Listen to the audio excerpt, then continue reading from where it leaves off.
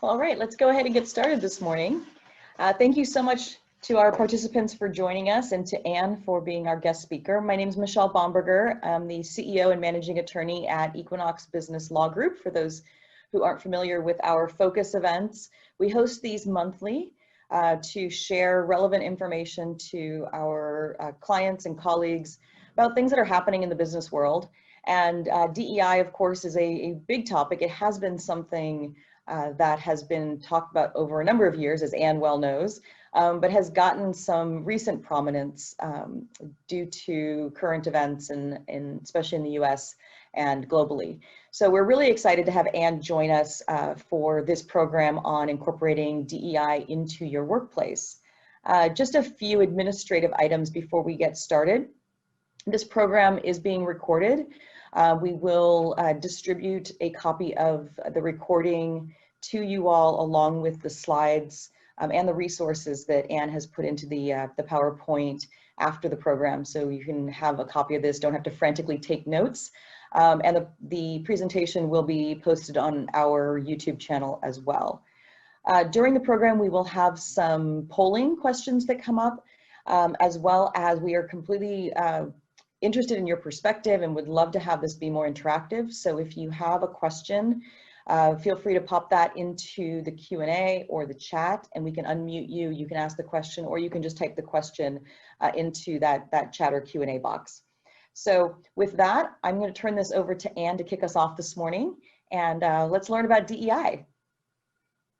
Good morning, everybody. Thanks, Michelle. As I said earlier today, I'm so pleased that we know each other through our business lives and that our lives collide in so many different ways. And it's great to be able to share our expertise together.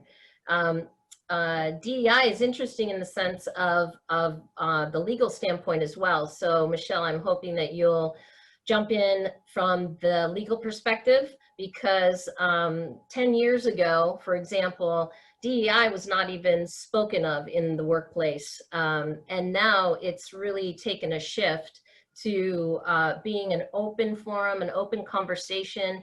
Companies are taking public stances in relationship to social justice. So we've seen a really huge pivot in regards to our ability not to speak about DEI and now the ability to speak, an invitation to speak about DEI. So there are murky waters and ambiguity when it comes to that shift. And that's where I believe you and the organization are so essential to the conversation as well, the legal perspective. So I hope that everyone that's joined us will be asking questions from both the DEI perspective as well as the legal relationship to that within your business. First of all, though, I'm always interested in who's attending and where in the world you might be attending from. So we have, I think, 16 people who registered, and so it'd be great just if you could put in your chat box, where are you from? What's the city and state or even perhaps country that you're from? And then I believe Michelle or Hillary can inform me about that. So go ahead and put in your chat box, where's everybody from? I see 4 people, 5 people have responded. Let's get everybody who's present. Yeah, so we've got some Bellevue, Kirkland, Linwood, so the Seattle area is well represented. We've got Bermuda, a couple of Bermudas, which is, I know, Anne, you've done some work there, so Seattle. Great. Okay, so it's an international webinar. Fantastic. Welcome to everybody in your various time zones. Glad to have you. And when we think about DEI, building DEI into an organization's DNA is the ultimate goal. I believe that is front and center with the conversations. Why? So Simon Sinek's famous question, why? Why is this happening? Why is this important? The World Economic Forum is, I think, one of the best resources, and it's in my resource guide for you post this webinar, to help us understand the why around parity, the impacts. McKinsey and company have great current 2020 reports that you will also get as resources. But when we think about it, the why really has two fundamental pillars to it. One is because it's good for business. So the research shows over and over again, the more diverse, the more conscious, the more welcoming in regards to DEI, the better results. We're talking about financials, we're talking about innovation, we're talking about talent satisfaction. So that is proven, and you can find all the data out there you want to support that business case. The other pillar really is the social factor in it. Really, companies, as I said, are looking at their position. It's becoming a social justice conversation. And some organizations are willing to engage in that conversation, take a stance. You can look at Google, you can look at Microsoft, you can look at Starbucks. They have absolutely, you can look at Amazon, taken a stand and said, Black Lives Matter. DEI is important. We are supporting this. So that's also part of the conversation, is to what degree does an organization want to and are willing to take a stand socially. And so therefore, one might say it's an ethical conversation. It's about social justice. It's just the right thing to do. So it's both of these things, and it's quite complex, and that's where Equinox and Michelle are essential, because those conversations can lead to questionable outcomes and behaviors that kind of are on the fence in regards to legalities, and I'll leave that up to Michelle to speak to. I'd like to read this. This is from the World Economic Forum 2020 4.0 Toolkit, which I will give you at the end access to. Now more than ever, in the midst of such sweeping change, organizations have an opportunity to embed greater diversity, equity, and inclusion in their organizations. We believe the way to do that is to equip people, not with the mindset to count numbers of people in groups and classes, but rather to really focus on behavioral change across the globe, which looks different for every culture within the world. How do you seek diversity? How do you create equity? How do you practice inclusion, being the more effective mindset than, say, quotas? So as we get into that, I'll revisit that in a few, but before we go into the detail around that, I'm really interested, would like to take a quick poll here of all of you, really interested in how familiar you are as an audience with the acronym DEI. Do you know what DEI means? Do you have some idea? Or do you have absolutely no idea what it means? Just to get a sense of the audience's understanding of this acronym.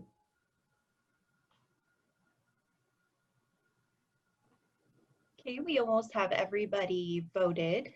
I'm going to end the poll here in just a couple seconds.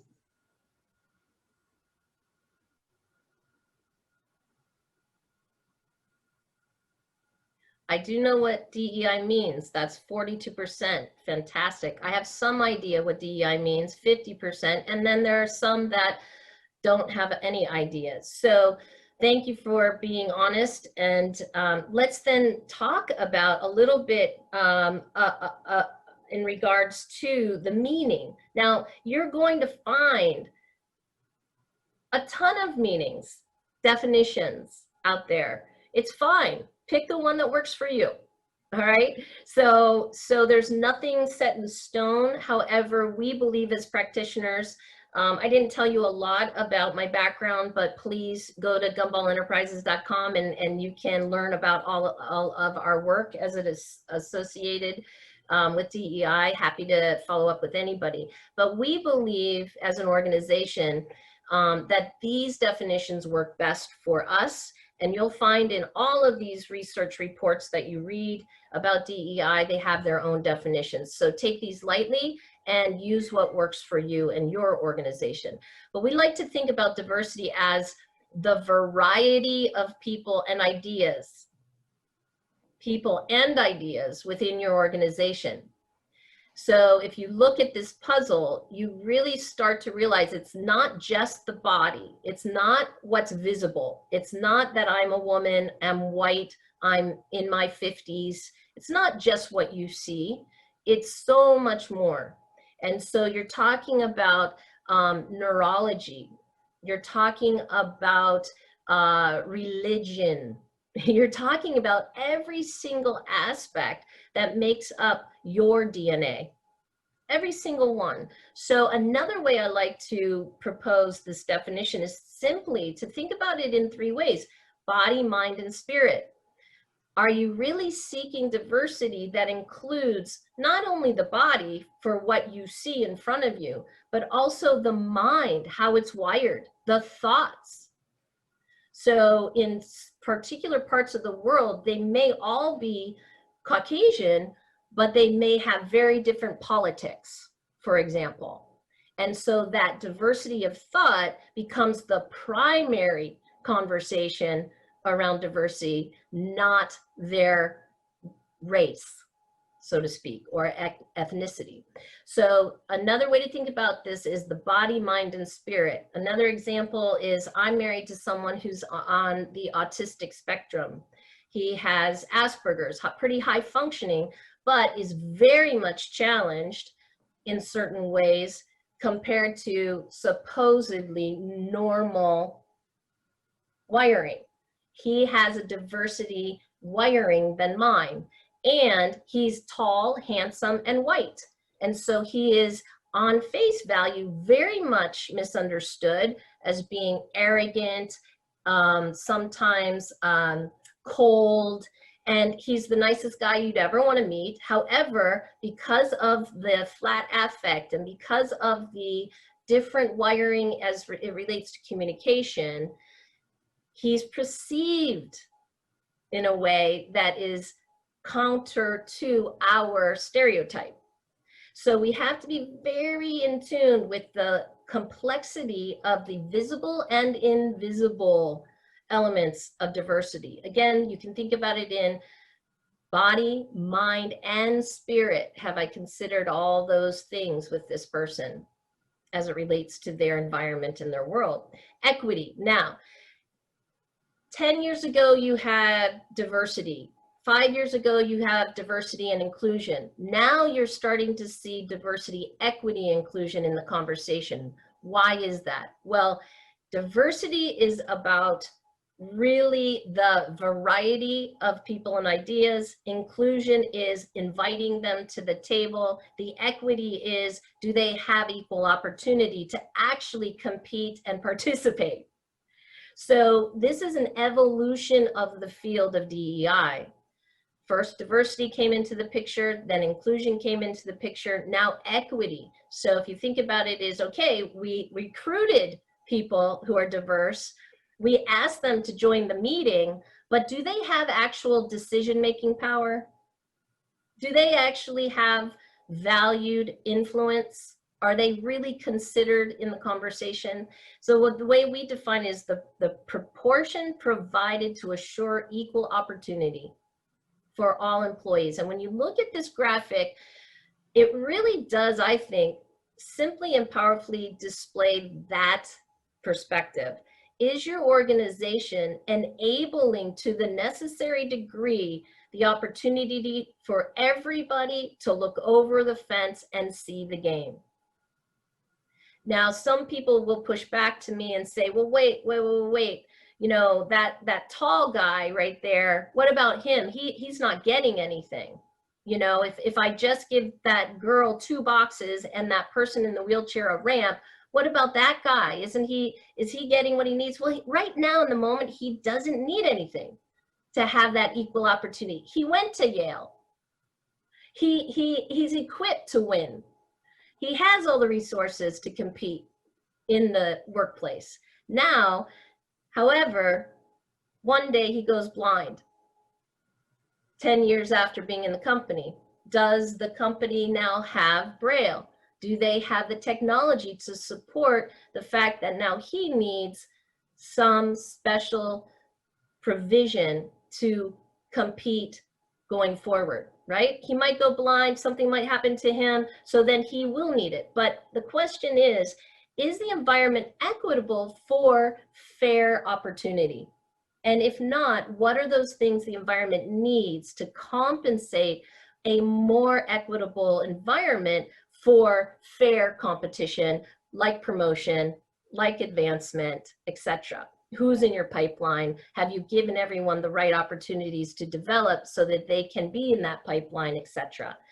Inclusion. So everyone is given an equitable opportunity. Everybody seems to be diverse in your environment. In regards to inclusion, yes, they might be invited to the meeting, but do they have any influence and power?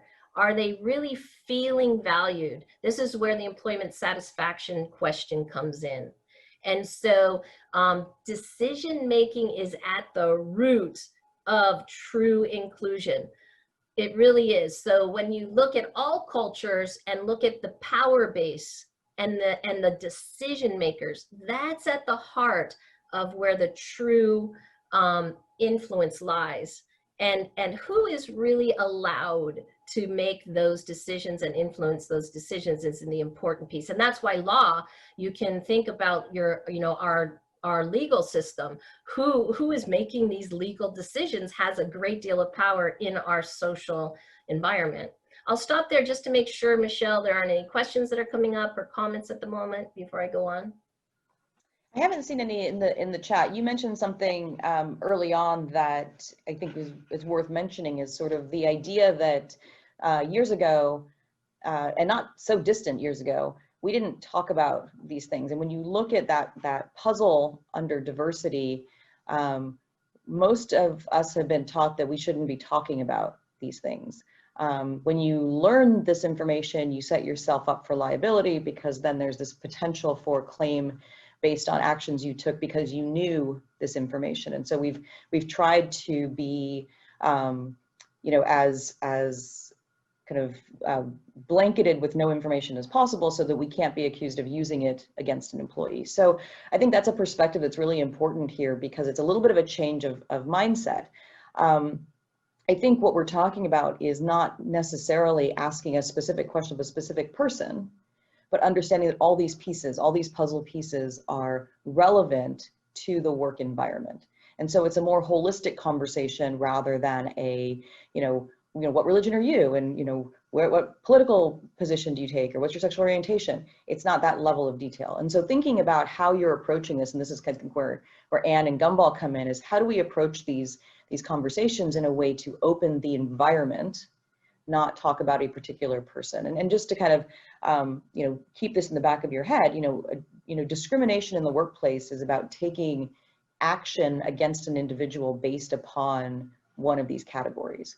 So if we kind of try to calibrate on what are we doing here and how do we think about these conversations and these policies and these decisions within the context of the whole workplace.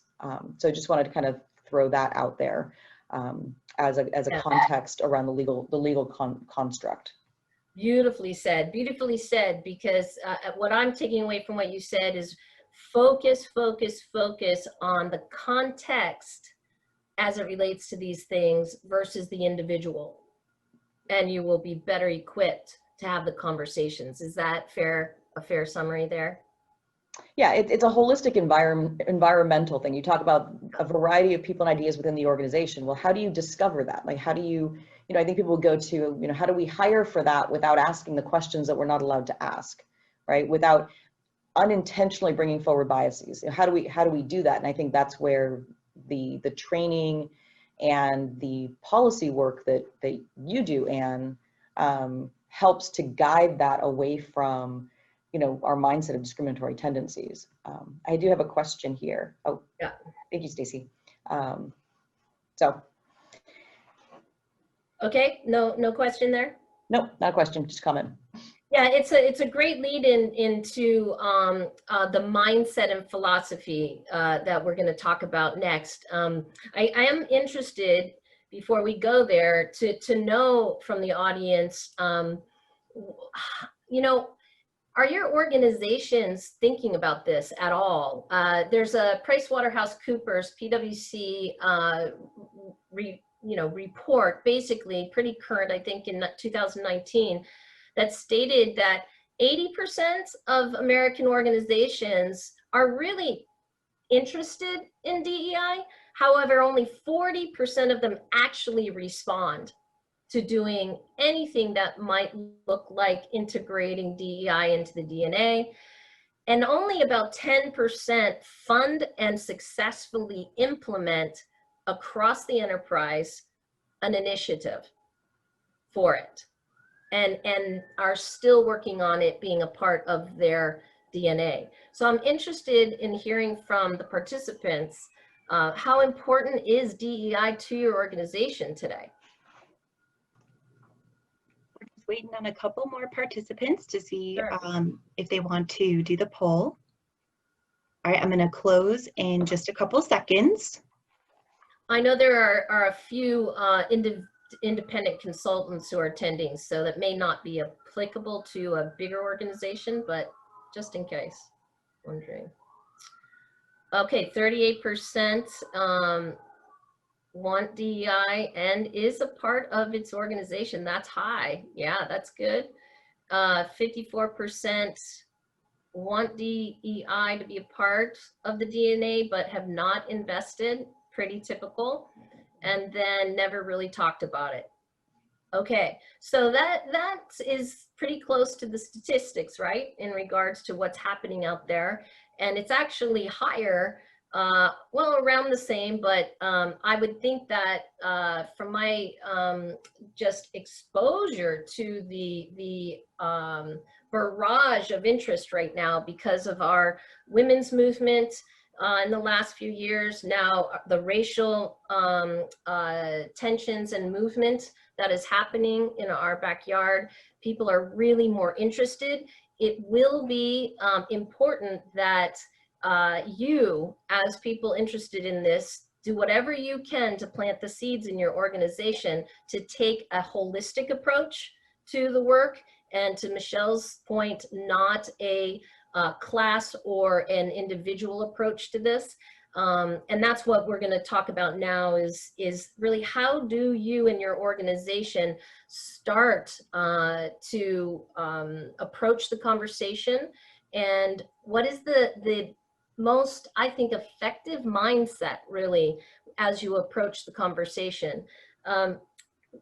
Historically, the mindset has been very class-based. It looks something like, let's get more women in the board seats. California even passed a law saying it. They must have a certain amount of women on their boards in business. Targeting quotas, we need to have X amount of number of people in seats now. We have to hire X amount of number of certain types of people. This has worked to some degree. So I am not saying that it is wrong. What I am saying is that it is less effective than thinking about a different method around behavioral mindset as it relates to diversity, equity, inclusion. Then, as if you have that mindset, the result will be more women or people of different ethnicity or sexual orientation, disabilities. But the mindset, hopefully, is shifting from this quota-based, class-based mindset to behavioral change mindset, which is different. It requires seeking, creating, and practicing things versus targeting persons. So it's fundamental in the sense of those definitions that we just looked at earlier, which is how can we equip every person in the organization to better seek diversity, period. No matter where they are in the world, they will always be thinking about equipping themselves and others with the ability to seek diversity. And we'll talk about how you can do that. How can an organization create equity? And that be the focus, so that you're able to actually move the needle on behavior versus numbers of people. How can you help them practice including people in a way that gives and empowers one another? That's the mindset shift here. And it's more scalable. When you think about it, we are a global nation. More organizations are international. We cannot just talk about white men being empowered when we are a global organization in places like Malaysia, Singapore, India. That doesn't work. But what does work and is scalable is the skill to seek, create, and practice, no matter where you are, asking powerful questions. That's where the expertise of coaching comes in.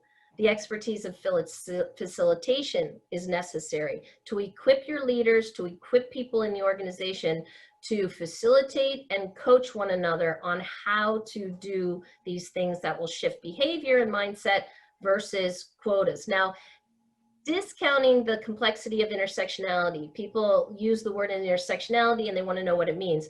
When we look at class and when we look at targeting quotas, we eventually hit the ceiling in these kind of initiatives, because eventually intersectionality will be on the table as a conversation.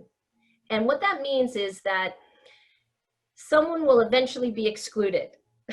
If we choose to enhance and attend to gender or ethnicity, race, the word race is problematic, I have it here, but ethnicity, sexual orientation, then eventually the veteran or the neuro non-typical, or someone else is going to say, wait a minute, I am not included.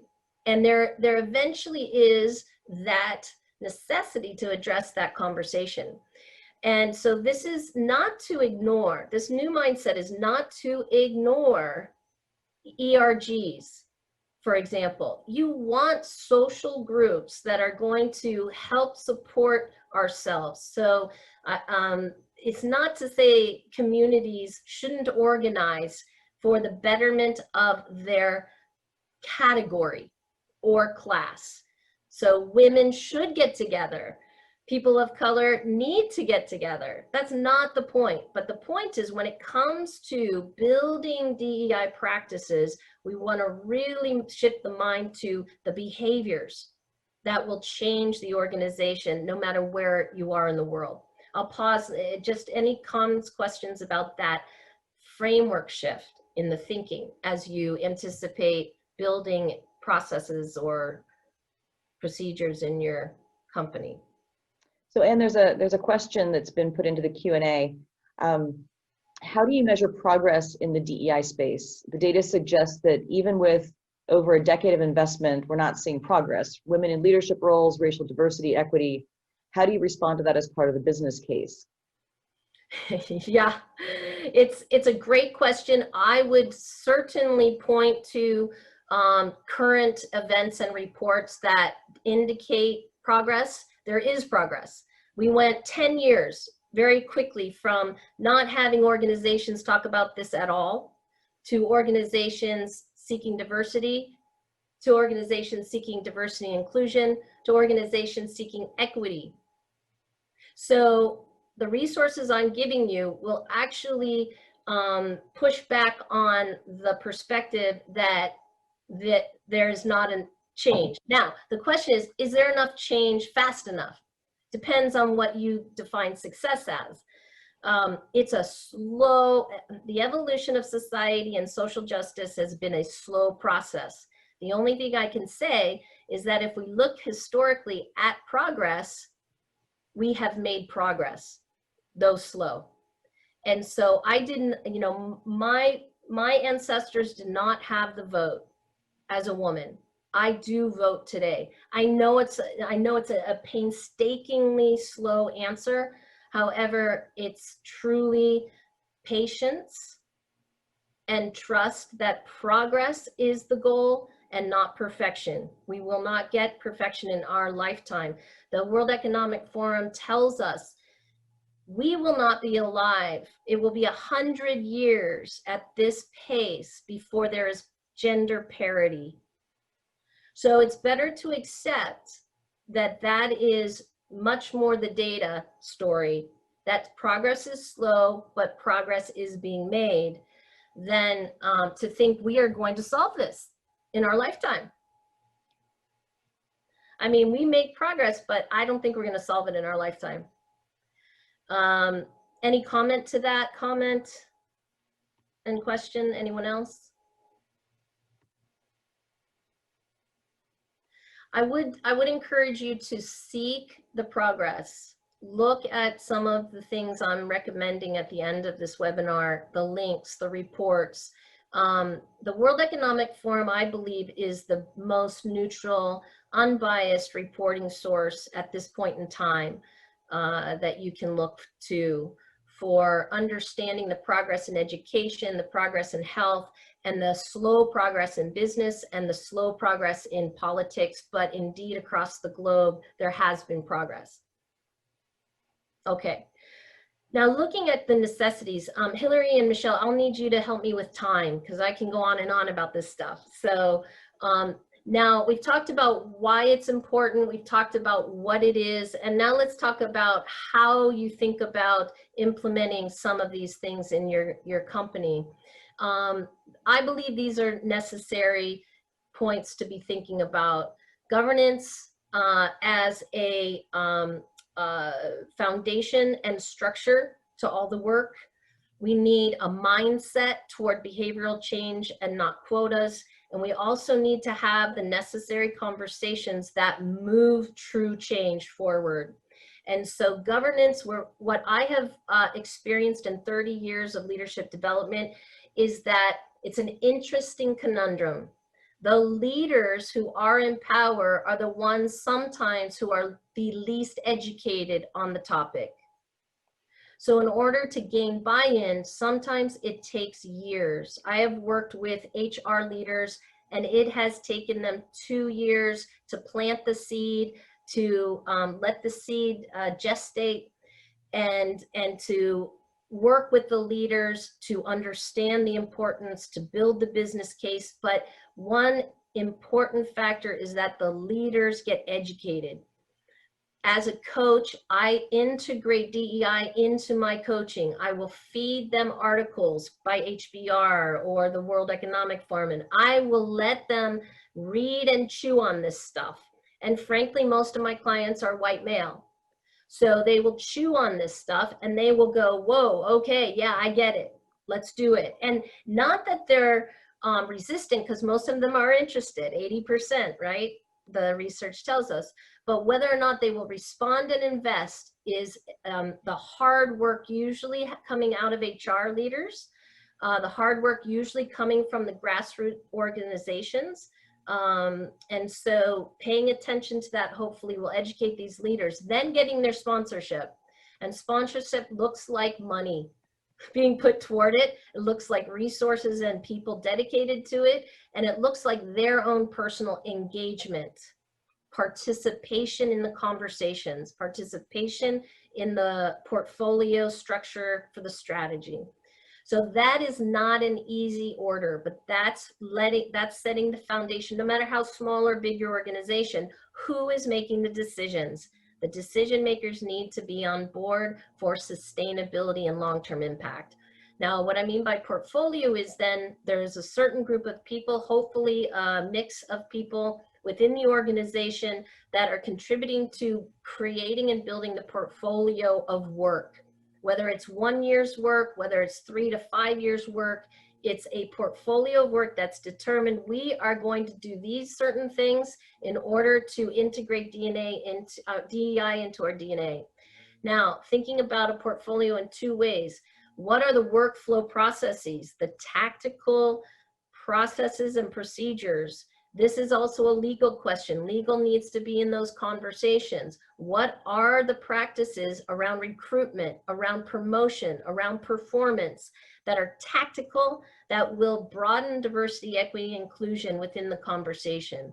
So that's one side of the portfolio. The other side of the portfolio is the behavioral change, the emotional intelligence. How are we going to elevate the awareness and therefore the behaviors of our leaders and everyone in the organization to adopt these concepts? So those are two very different areas of focus, but both of them need to be in a portfolio of work. And that portfolio of work is not going to be able to address everything at once. So prioritizing year after year, but updating accordingly to your needs is essential. And it's customized. It's always customized. There is not a formula. There's not a perfect portfolio. It must be suited to your needs in the organization at the time, depending on the demographics that live within your organization, that live in your customer base, that live in your environment. Any questions about that? And I'm just sort of interested in a couple of examples of fostering behavioral change. Okay, so let's talk about that as the next phase here. So once you have that portfolio and you have that sponsorship and your leaders are educated, sometimes leaders are just one step ahead of everybody else. Just like a professor sometimes with their curriculum in a university, they're just 2 courses or 2 lectures ahead of the class. But as long as they are interested and committed, you have a good chance. Now, as far as the diversity, equity, inclusion goes, again, I want to reemphasize that this requires a different set of expertise. It does require expert facilitation, expert coaching, at least at the front end. At least at the front end, until the people within the organizations are well equipped enough to sustain it going forward. And again, the idea here, we believe that if you can focus on how do you seek diversity, how do you help people do that, we call it a lens. Like, we call it the DEI lens. You apply a lens. You think about it as an aperture on a camera. We each have our aperture on our own cameras that we're looking through the world every single day. And so what we like to encourage is that you think about it as putting a filter on the aperture of that camera. And that filter is called DEI. And that certain lens that you are going to now be seeing through is going to open the aperture wider. And it's through powerful questions. And I'm not going to give you that whole list right here today, but if you want to follow up and engage with us around that particular tool, that particular how we change this behavior, the simplest answer is powerful questions within the processes, the workflow processes, and also the EQ conversations. And so, for example, when we seek diversity, a question might sound like, what value, when we're recruiting, for example, what value will this person bring the organization? Regardless of education, regardless of gender, regardless of experience, what value will this person bring the organization? That one question has transformed the recruiting process for some organizations, because some organizations they must have Ivy League credentials for certain positions. Really? Is that better than, how much value is that person going to bring this organization? A person might not have the pedigree, they might not have the look, but they sure can bring the value. for that particular initiative at that particular time. So that can open up the lens. So it's how we ask questions and that lens is really built on the most powerful questions as they relate to seeking diversity, as it relates to creating equity, and as it relates to practicing inclusion. For example, with inclusion, how will we make the best decision for the company? Who are the most essential people for bringing the right decision to the table? When we start our thinking in those ways with these powerful questions, then we start to expand our lens. The worst thing that can happen is this halo effect, or nepotism, right? Like, oh, I like that person. I really like that person, for all of the reasons they present themselves on, face value or even on paper. I really like that person. Well, the reason you like them is because you have the same personality or the same style, or they came from your college, or they're an alumni, or whatever it might be. That's why you like them. You might even hear organizations say it's the right fit. Oh, they're the right fit. Well, what is right fit? That's where countering that question of, are you the right fit versus to this culture versus what value are you going to bring? What contributions can you make? Those shift in questions can make all the difference. The other thing is the workflow processes and EQ around behavior really do need to be part of that process. What are the current procedures and what are the new procedures? So because technology is such a big player in everything now, I think workflow processes are changing so rapidly. Again, the World Economic Forum speaks a great deal to considerations around technology. Technology has a great advantage, but it also has consequences. You can read articles even, well, I won't name companies, but there are companies out there who have depended on artificial intelligence for filtering resumes and information in, information out. So the biases that go into the technology are the biases still that are going to be a result of the output. So they're finding a lot of problems with AI as it relates to it. So be very careful not to assume that technology is going to solve everything, but it surely can assist in some ways. Okay, again, the behavioral change does require a mindset shift from quotas to behavior.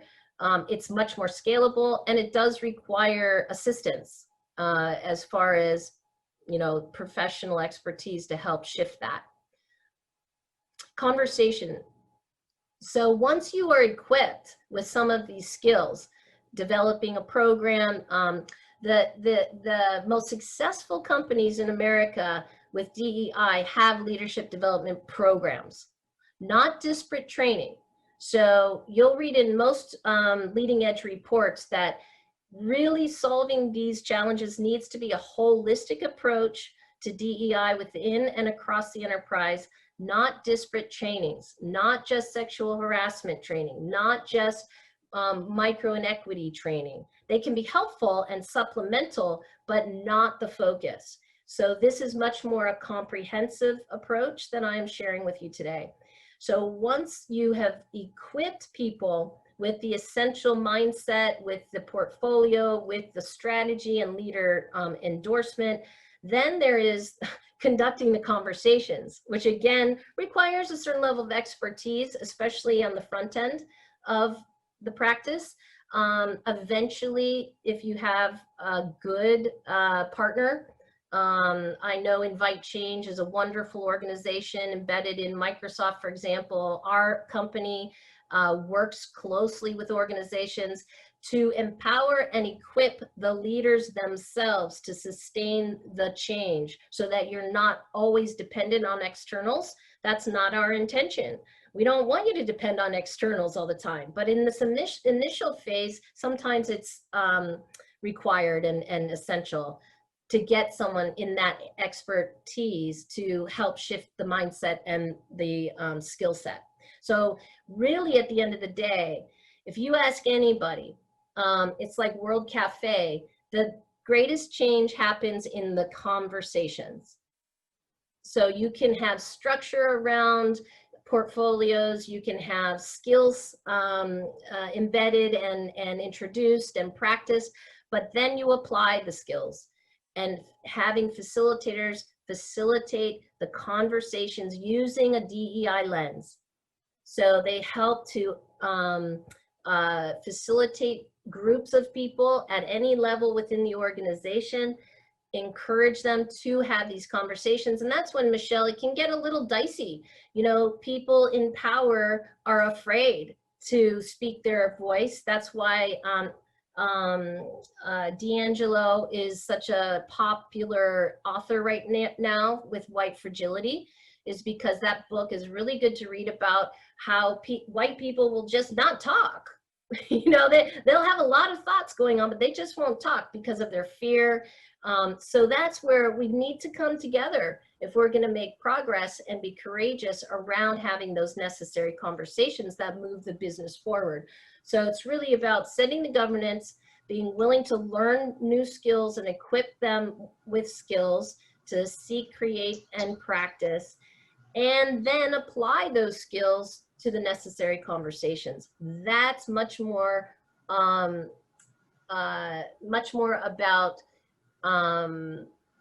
effective change than, say, quotas and lip service.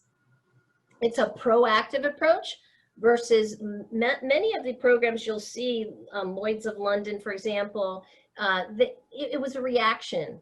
You know, our hope is that people will be proactive, not reactive. And in those reactive situations where reports come out, they go public, and then the company's stuck having to react and respond, versus other companies that I work with too, they're so proactive. This is a proactive measure in this webinar, to be thinking forward, to be thinking ahead on how you want to be doing it most effectively, than to really actually be caught in the news and your brand is negatively impacted and your reputation is impacted because it's a reaction. And that's where legal comes in too, and has to clean a lot of things up for them. Okay, I'll stop there. Any questions or comments about these 3 imperatives, the necessities for thriving?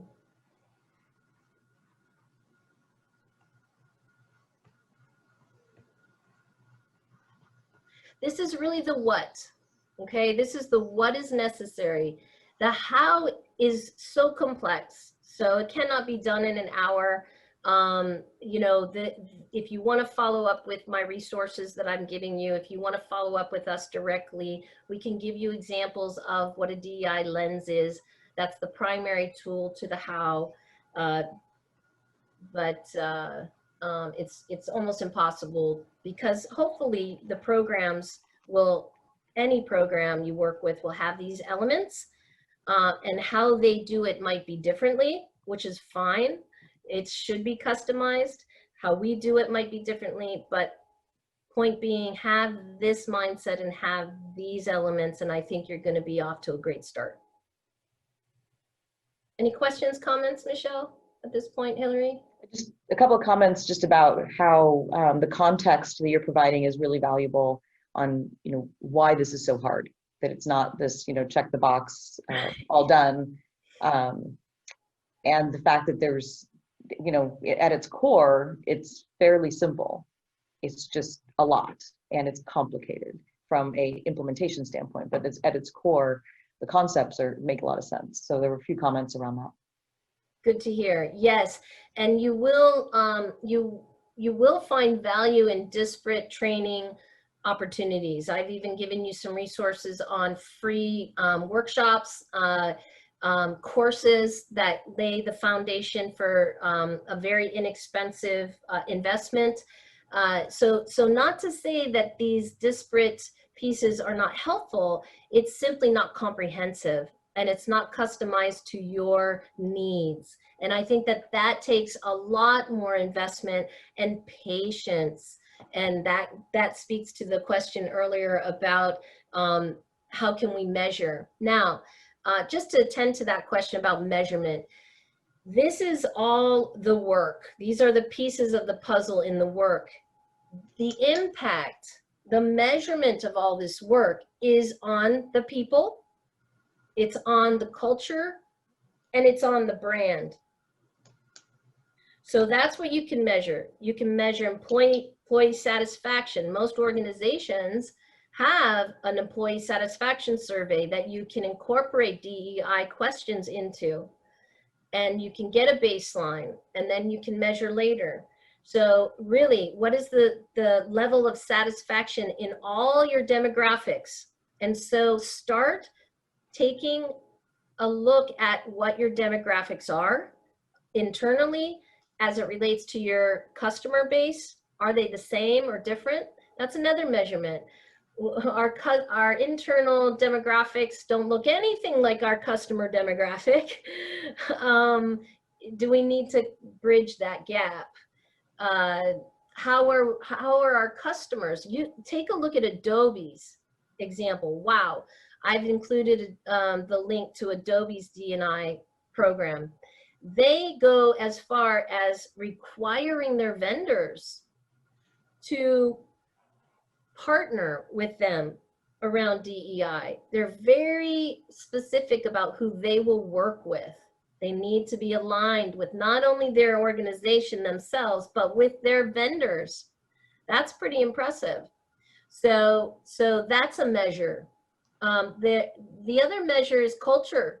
So is your culture feeling? So you can ask questions. Do you feel included? Yes or no? If not, why? So yesterday they didn't feel included. Now the majority do feel included, for example, is a simple measure. And then brand. Now, PwC has even done research with the millennials who are future talent, and we are in a talent war because there just aren't enough bodies to fill positions. In some regards, COVID has impacted that, of course. However, millennials have even said a measurement of my willingness to accept a job is whether or not the company has invested in DEI. They're smart. We raised our generation after us to think about these things. We should be happy about that. They're going into the work environment asking the question, looking at the profiles on face value, you know, it's the visible. Oh, there's all the same looking kind of people in the leadership team. Huh, that company doesn't have a lot of diversity on face value. This one does. Well, that's an indicator I might be more interested in this organization to work with them than that. It may not be the deciding factor, but it's definitely a consideration. People are savvy enough now to know the value of DEI and want to work for organizations. So it's an attractor. So that is also a measurement. How is our company attracting the talent and what kind of talent? Brand, you know, reputation. Customers are saying they're happy that your organization has a DEI initiative. They are saying that they've experienced the organization in a certain way. The brand has a reputation, and therefore they're seeing increased numbers of applicants. So there's a lot of different ways.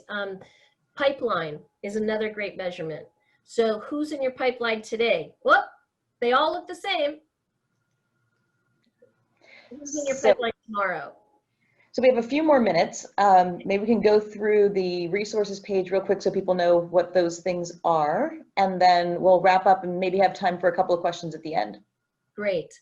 All right, so you will receive this entire deck if you're interested in it. The most current, I believe, toolkit that will be helpful on a global scale is this World Economic Forum 2020 toolkit. So simply go to that link, as well as a really nice compilation of articles and reports by McKinsey and Company. That is much more on a local scale, but very insightful. So those are mass comprehensive reporting. Now, much more local is an Adobe example of how a company, I think, is doing DEI really well and addressing most of the questions that have come up or comments today. We as an organization also provide coaching, strategic advising, and facilitation support holistically to implement these programs. Jennifer Kim is from the Silicon Valley. She has a really nice online course, Grassroots Foundation to DEI, inexpensive yet very powerful, that I recommend. And also Transforming Silence free webinar on this September 22nd. Jody Ann Burry has been sponsoring it along with Simplicity Consulting and the University of Washington in regards to transforming silence as it relates to anti-racism. And so check that out. Emmanuel Echo, I love this guy. He's on YouTube. He was an NFL foot player. He's a Black man. He's done a wonderful job exemplifying, conducting the necessary conversations between races, especially as a Black man representing the Black community. White Fragility by Robin DiAngelo is an excellent book to read, no matter what race you identify yourself as, ethnicity you identify with. And also Timothy Snyder, he is a Yale professor, historian. He's done a great job speaking about the relationship and historical relationship to various countries and tyranny and what that looks like. And it's good for us to pay attention to as it relates to DEI. Questions? Comments? So while we're waiting for questions, I'll just kind of wrap up here. We do, as I mentioned earlier, at Equinox, we do a monthly webinar similar to this one, bringing in either folks from our team or folks from the community to share information that we think is valuable for small and mid-sized businesses. Our upcoming programs, October 15th, the landscape of business transactions. So this is just looking at how COVID and the current economic environment impacts business deals. And then avoiding landmines in hiring, which is actually tied very closely to this program, which is our November focus. And then we always do a year in review, what you need to know that happened in 2020 from a legal standpoint for your business and looking forward into 2021. I do see a couple of things in the chat, so let me grab those. And they are both thank yous. My pleasure, it's been fun. Well, thank you everyone for joining us, and thank you, Anne, so much for your wealth of knowledge. It's always a pleasure to hear you speak and to learn from your deep experience on this topic that many of us are just on kind of the very front end of trying to figure out how to do. So thank you so much for that. Thank you. Thanks for having me.